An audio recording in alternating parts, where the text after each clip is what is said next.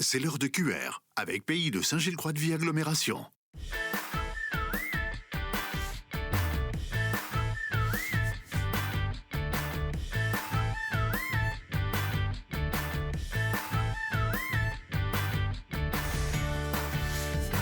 Je m'appelle Jean Soyer, je suis le maire de Saint-Mexant-sur-Vie, une petite commune de 1106 habitants sur le rétro-littoral. Et je suis également le vice-président du CIAS, le Centre intercommunal d'action sociale, au sein de l'intercommunalité.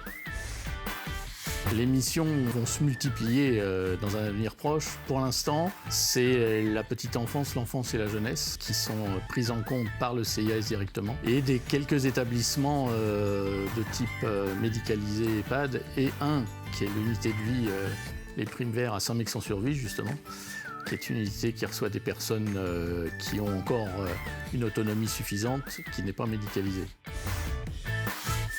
Depuis la nouvelle prise de présidence, on a maintenant François Blanchet comme président et toute l'équipe. Sur 14 maires, on est 10 nouveaux maires. Ça donne un top départ sur quelque chose de nouveau, sur des projets. On va tous vers le même but.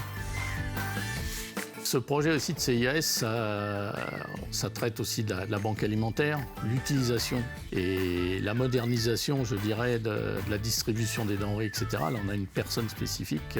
On s'aperçoit que la population a un taux de vieillissement important parce que le littoral, notamment, attire beaucoup de personnes âgées qui viennent ici à la retraite. Et on n'a pas toujours localement la possibilité de les recevoir. Et ça, c'est aussi un travail de longue haleine qu'il va falloir mettre en place. On a effectivement tout ce qui est lien social, personnes en situation difficile, désociabilisées, etc. Donc on a aussi en projet la mise en place un centre intercommunal où on pourrait accueillir ces personnes-là de façon à ce qu'ils reprennent pied et qu'ils viennent de leur propre initiative acheter les marchandises plutôt que leur distribuer.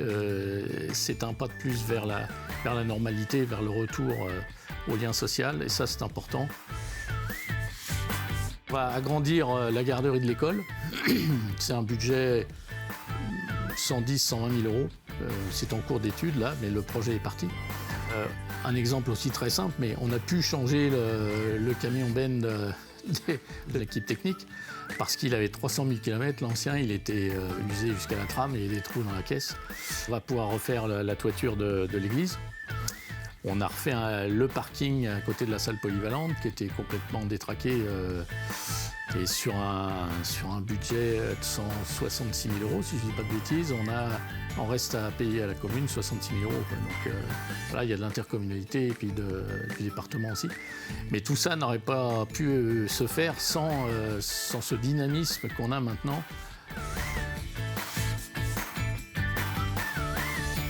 C'était QR, avec Pays de Saint-Gilles-Croix-de-Vie Agglomération.